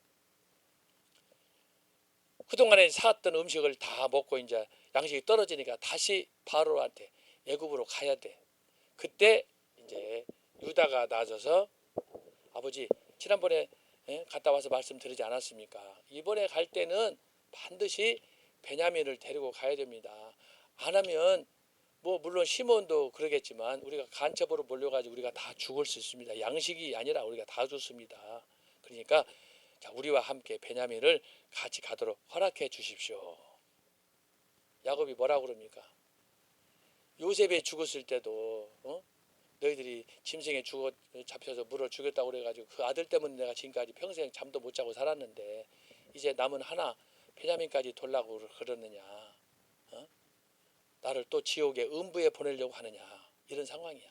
그럴 때 유다가 나서서 그런 얘기 하잖아요. 아버지, 왜 우리가 아버지의 마음 그 모르겠습니까? 그러나 우리가 살기 위해서는 저기 애굽에 가서 양식을 사와야 되는데 우리가 진즉 말씀드린 대로 아버지가 그래 알았다 라고 베냐민을 보내줬으면 성경에는 없지만 12번도 더 갔다 왔겠습니다. 아버지, 내가 책임을 질 테니까 동생 베냐민을 우리와 함께 보내세요. 그래가지고 이제 유다가 소위 말해서 자기의 목숨을 바치는, 목숨을 건 그런 고백을 하게 되면서 어떻게 해요? 그래서 결국 유다가 그 일을 통해서 이제 야곱의 마지막 유언, 너는 찬송하는 그런 아들이 될 것이다. 창세기 49장에서 이제 유언으로 그렇게 해주는데, 그래야 결국 유다가 이제 12 형제 중에 장자로.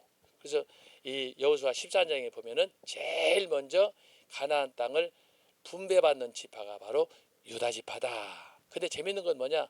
이 유다 지파가 숫자적으로도 제일 많았어요. 12지파 중에 가장 번성하고 가장 아주 그 자손들이 번창한 그런 지파였는데, 그래서 가나안 땅을 분배할 때도 제일 먼저 유다 지파에게, 또 유다 지파에서 장차 메시아가 온다, 야곱의 유언대로.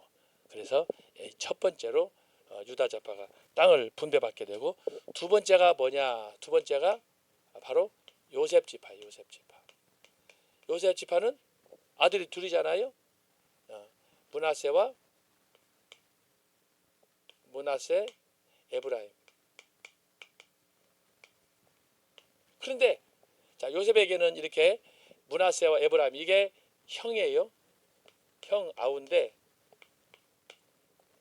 땅을 분배받는데, 자, 유다 지파하고 요셉 지파가 땅을 분배받는데 성경에 보면은 자, 순서대로 가지 않고 므낫세가 먼저 받지 않고 요셉 지파 중에 에브라임이 먼저 땅을 받고 므낫세가 땅을 받아요. 자, 여기서 우리가 굉장히 그 고민을 많이 해야 돼요. 제가 말씀했어요. 지금 이 말씀을 생각하지 말고 당시 상황으로 땅을 분배하는 당시 상황 3,500년 전을 생각하면은 므낫세가 형이고 에브라임이 동생인데, 여호수아가 땅을 분배할 때 옆에 있는 자리에서 에브라임에게 땅을 먼저 분배하고 므낫세를 나중에 했어요. 그러니까 이게 이제 창세기 49장에서 야곱이 요셉에게 축복할 때 그 약속이 그대로 여호수아에서 이루어지는 거예요. 그래서 제가 말씀드린 거잖아요. 하나님의 애정, 이 제비뽑기는 마치 그림을 보는 것처럼 현장에서 우리가 이걸 볼 수 있어야 된다라고 하는 거예요. 지금 12지파 대장들이 다 모여 있어요. 그런데 하나님께서 여호수아를 통해서 자, 유다 지파, 그 다음에 요셉 지파, 그런데 요셉 지파에서 에브라임 아우를 먼저, 므낫세를 나중에. 자, 그러면 여기저기서 수군수군도 할 수 있는 거고, 특히 므낫세 같은 경우는 나는 뭐야 이렇게 할 수도 있고, 서로 주거니 받거니 이해관계로 인해서 원망과 불평이 있을 수가 있는데, 자, 여호수아 보게 되면은 하나님께서 자, 누벤이 있음에도 불구하고 유다를 장자로, 그리고 시므온 레위가 이렇게 있음에도 불구하고 막내 11번째 요셉의 아들 둘을 여기다가 먼저 축복을 준다 이 말이에요.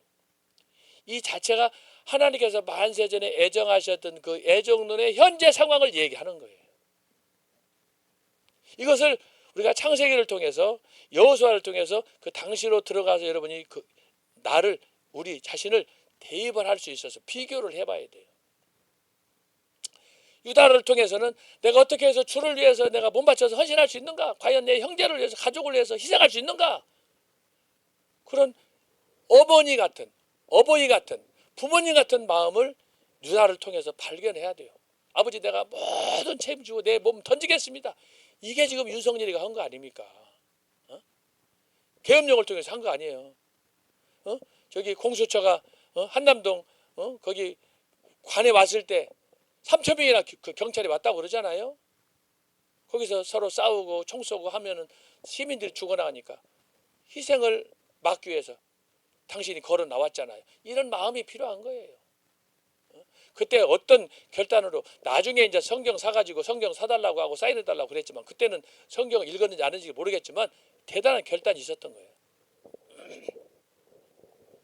그리고 두 번째가 바로 이 유다 지파 요셉 지파인데 우리가 창세기에 보게 되면은 요셉은 예수 그리스도를 상징하는 예수 그리스도의 모형으로 온 사람이 요셉 아닙니까?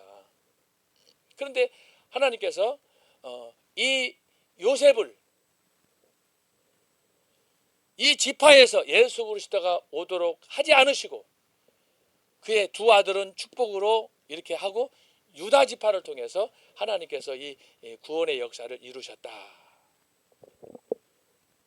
여러분 유다는 사실 이렇게 우리 아까 제가 형제를 위해서 자기 목숨을 바쳐서 요셉을 위해서 헌신하고 했지만 유다는 살인자예요. 살인자. 자기 며느리하고 부정을 저지른 사람이에요. 그래 요셉은 그런 게 없는 사람이야.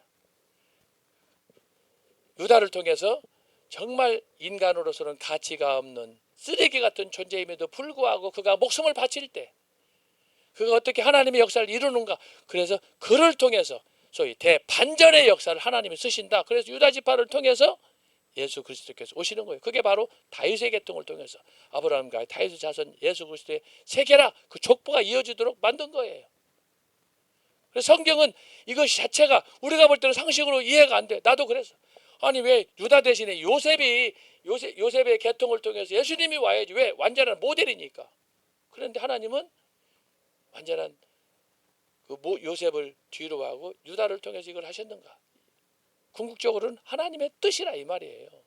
그리고 거기에는 처절한 인간의 구속에 대한 그 핏값에 대한 그 은혜를 깨닫도록 하기 위해서 요셉은 신앙생활 잘했지만 그런 처절한 유다와 같은 자기 그런 처절한 그런 경험을 하지 않았잖아요. 요셉은 죄도 짓지 않고 그렇게 하나님을 평소에 온전하게 섬겼었죠. 그러나 유다 같은 사람은 그 아버지 야곱과 같이 야곱 이상으로 그도 타락하고 못된 부정 오히려 더 나쁜 짓을 한 사람이야.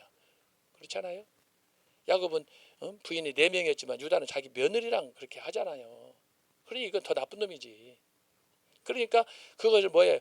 하나님께서 인간의 죄의 상태, 인간의 상태에 얼마나 처절하고 비통한가 하는 그걸 통해서 반전시키는 그것이 성경을 통해서 깨달아야 되는 저와 여러분이 깨달아야 될 구속사의 비밀이다. 하나님께서 완전한 사람, 준비된 사람도 쓰시지만 유다와 같이 정말 더러운 인간도 하나님이 쓰신다. 유다는 다말을 통해서 며느리를 통해서 자손을 본다 이 말이에요. 이런 비극의 역사가 어디가 있습니까? 자, 그렇게 해서 하고 세 번째가 뭐냐 하면은 베냐민이야. 야 여러분 그런데 여호수아를 보게 되면은 베냐민은 어디냐? 유다 지파와 요셉 지파의 이 중간에 들어가. 이게 3번이야. 이게 베냐민이야.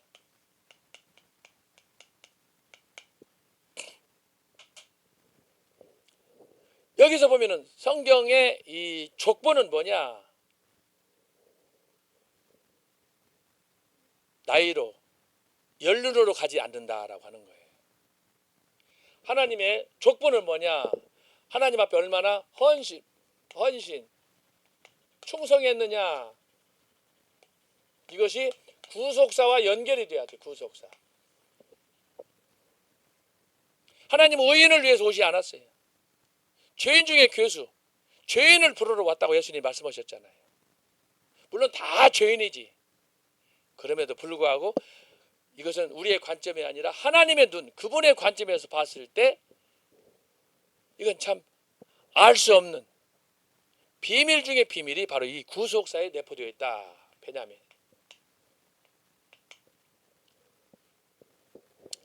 유다 지파는 장자예요. 요셉은 가장 축복받은 형제 중에 모델이에요. 그런데 하나님께서 여호수아를 통해서 베냐민을 이 유다 지파와 요셉 지파 가운데 세 번째로, 이게 뭐예요? 우리가 흔히 하는 얘기는 파격적인 승진이야. 에? 어떻게 막내가 여기 세 번째로 올라갈 수 있어요? 누벤, 시몬, 이 사람들은 뭐라고? 이거 분개할 일 아닙니까? 그런데 여러분, 여기에서는 감사하고 찬양한 일밖에 없다라고 하는 거예요. 이 전체 자체가. 왜 그렇습니까? 누벤, 시몬, 레위, 유다 이 모든 12지파들은 야곱을 포함해가지고 한 번도 자기 땅을 가져본 적이 없어요. 계속해서 나그네처럼 사는 거예요. 여기 가고 저기 가고 여기 가서 천막 치고 여기 가서 우물 파고 그런 생활을 살았던 사람들이야. 그러다가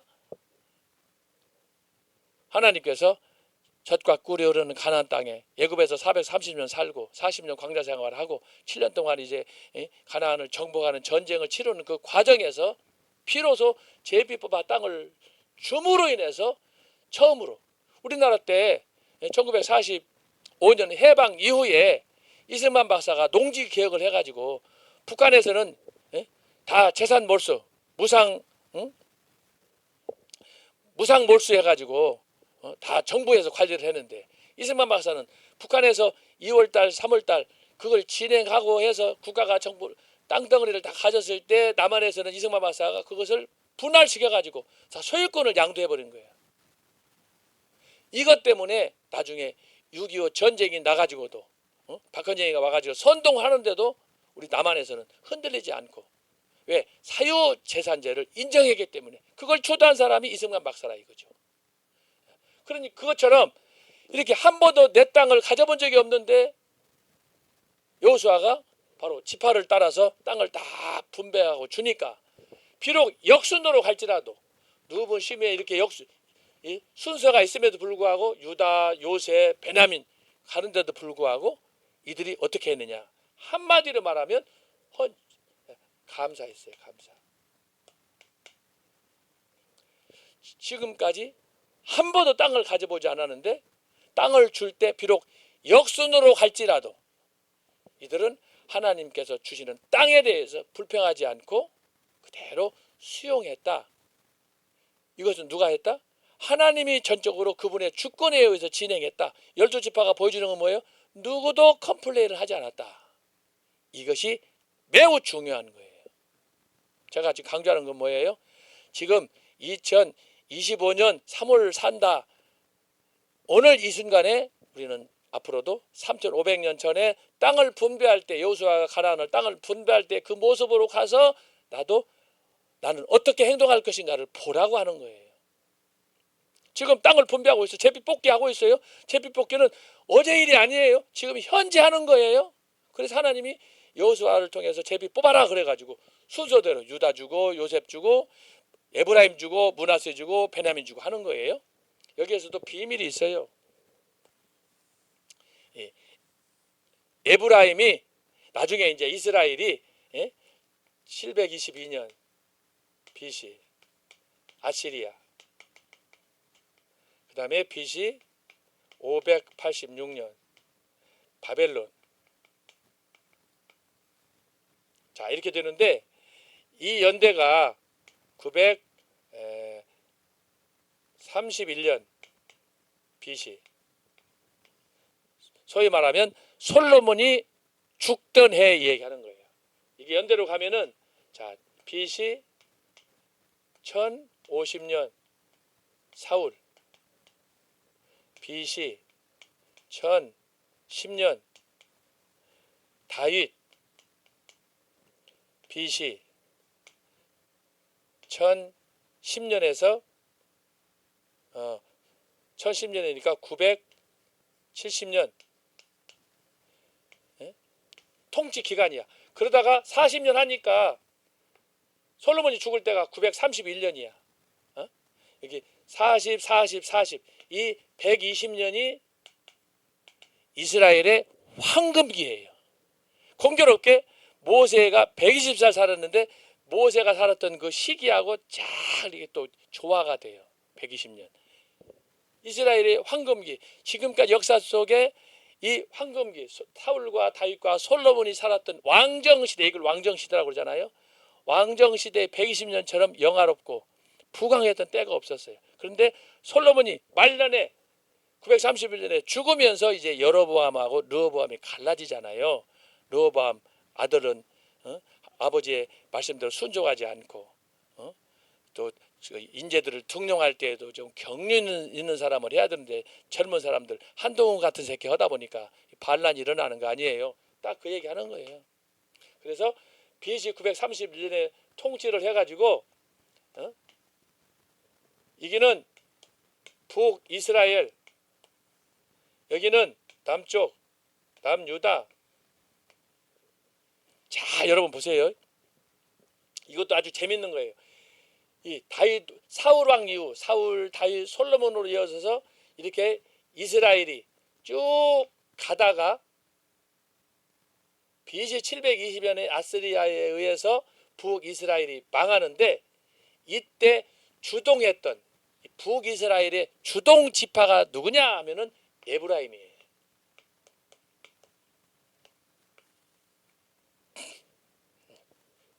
요셉의 차남이 장자가 됐어요. 그 예레비람. 이때 수도는 이제 헤브론이야. 그런데 여로보암에 의해서 이제 931년 솔로몬이 죽고 나서 바로 구테타가 일어나가지고 여로보암이 다스려서 BC 722년 그러니까 몇 년이에요? 이렇게 따져 보면은 대략 얼마예요? 200년 했는데 이때 이 북이스라엘은 전체에서 약 20명의 왕이 통치를 했어요. 이 기간 동안에. 그런데 남유다는 586년에 망했어요. 그러면 몇 년이야? 완전히 거의 2배예요. 이때는 언제냐? 이게 19대예요. 자, 이것만 봐도요. 이게 굉장히 의미가 있어요. 북쪽에서는 하나님을 믿지 않고 배신하는 소위 여로보암과 함께 왕통이 계속됐는데 20대가 갔는데 왕들이 단명을 했어요. 빨리빨리 죽고. 그러니까 720년에 벌써 망했잖아요. 근데 남쪽 유다는 늦게 망했지만은 왕통이 19대라 이 말이야. 아마 이런 비슷한 예는 우리나라 아마 삼국시대부터 이제 고구려, 그 다음에 이제 발해, 고려 이런 시각을 통해서 보면은 이제 비교해 보면 굉장히 재밌는 부분들이 있는데 어떤 왕들은 오래 예를 들면 조선 같은 경우 영조 같은 경우에는 아주 장시간 동안 그냥 근 80세 넘도록까지 장수하고 어떤 왕들은 그냥 단종 같은 경우는 한참 소년 시절 이제 몇 년 통치도 안 했는데 그냥 죽여버리고 말이에요. 그렇게 하잖아요. 그런데 이게 이스라엘의 왕정시대의 분열 왕정시대로 이렇게 보게 되면은 이 흐름이 아주 묘하게 달라지는 걸 볼 수가 있어요. 그런데 자, 제가 지금 베냐민을 얘기하잖아요. 베냐민이 세 번째로 땅을 분배받았어요. 분배받았는데 어디에 땅을 분배받았느냐 하면은 베냐민이 유다와 요셉 지파의 중간에 땅을 분배받았는데 재밌는 건 뭐냐? 베냐민이 유다 지파하고 친밀하게 지냈어요. 그리고 여기 요셉 지파 중에 에브라임이 실질적으로 북이스라엘의 중심이 됐다고 그러잖아요. 야, 결국은 이스라엘이 망할 때, 자 931절에 북이스라엘하고 남쪽 유다로 갈라질 때에 베냐민 지파가 어디로 붙느냐? 유다하고 요셉이에요. 중간에서 베냐민 지파가 유다 지파로 들어가는 거예요. 그래서 여러분 남쪽 유다는 남유다는 뭐냐?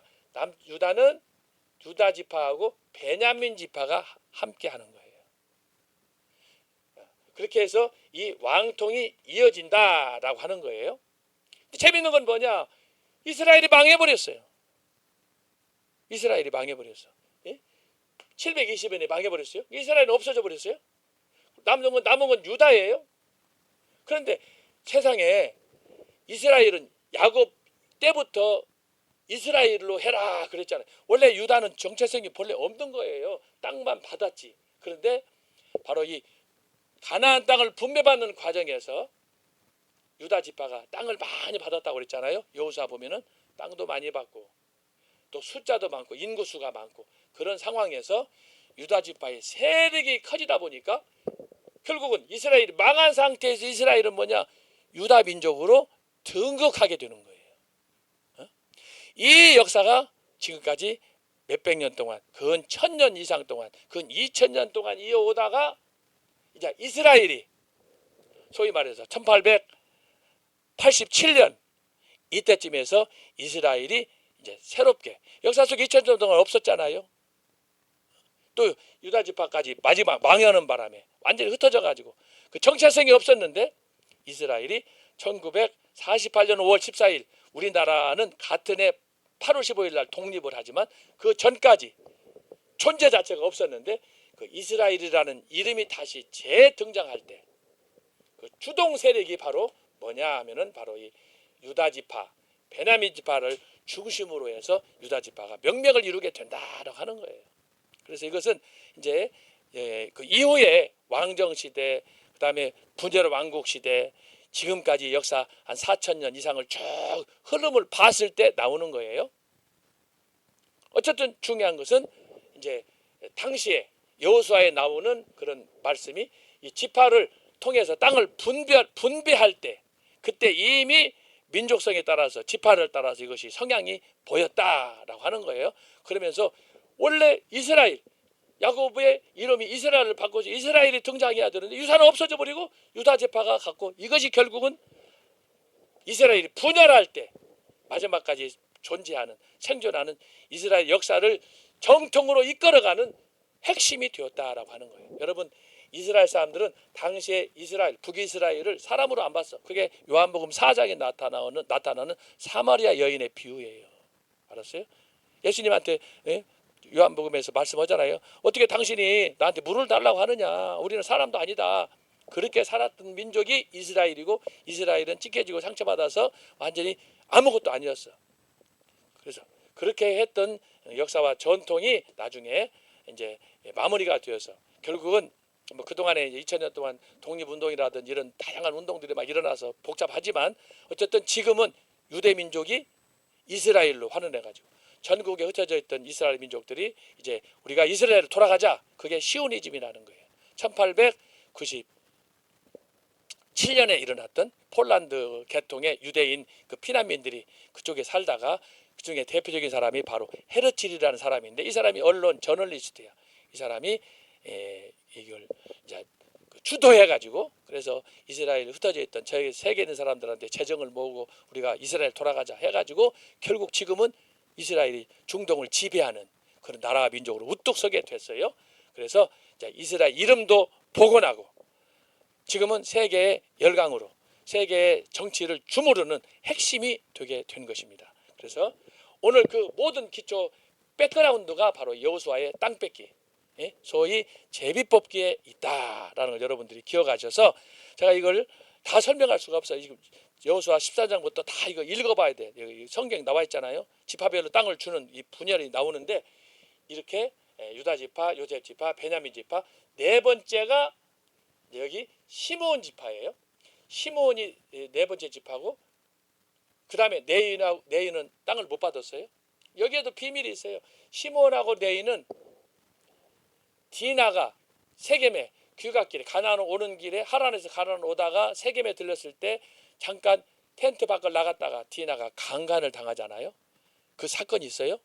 그때 시므온과 네이가 그 소리를 듣고 나가가지고 그 세겜에 있는 사람들 그 사람들이 디나하고 결혼을 하려고 그러니까 결혼을 하려면 너희들은 이방인인데 할 수 있냐? 안 된다. 그러면 할례를 받으라. 그래서 오케이 우리가 할례 받겠다.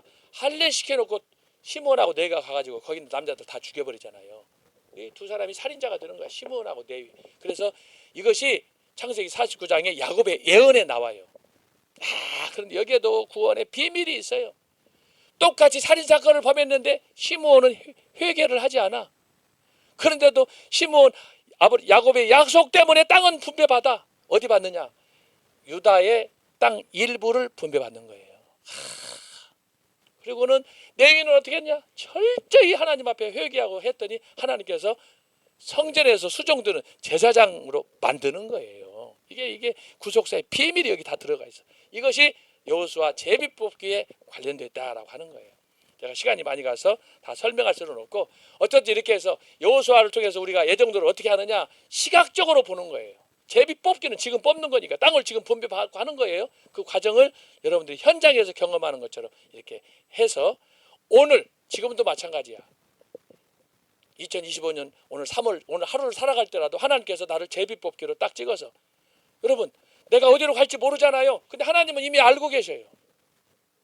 그렇기 때문에 하나님의 전적인 주권을 의지하고 주님만 바라보고 의지하면서 믿음으로 살아야 된다. 이게 저의 오늘 애정론과 관련해서 칼빈의 애정론과 관련해서 여호수아에 나타난 제비뽑기를 통해서 제가 드리고 싶은 마지막 메시지예요. 제비뽑기는 뭐냐? 고람대오예요. 하나님 앞에서 살아가는 거예요. 지금 그분한테 그분 손에 뽑혀서 그분의 인도 따라 살아가는 거예요. 그것이 아까 제가 읽은 성경 고린도전서 10장 31절 내가 사나 죽으나 먹으나 입으나 먹고 마시는 모든 것들을 다 하나님을 위해서 하나님 영광을 위해 살아야 된다라고 하는 거예요. 시간이 벌써 다 가버렸어요. 자, 기도하고 마치겠습니다. 하나님 아버지 감사합니다. 오늘 또 칼빈 애정론과 관련해서 여호수아의 제비뽑기 총괄적으로 함께 살폈습니다. 너무 복잡한 역사적인 히스토리가 엉킨 가운데 이걸 다 설명할 수는 없지만 핵심은 하나님의 손길에 붙잡혀 그분의 제비잡기로 하나님의 애정론으로 우리가 살아야 된다고 하는 것을 들었습니다. 오늘 또 이 말씀 가운데 우리가 확신 가운데 하나님 앞에 헌신하며 충성하는 저희들 되게 해 주옵소서. 감사하고 예수님의 이름으로 기도합나이다. 아멘.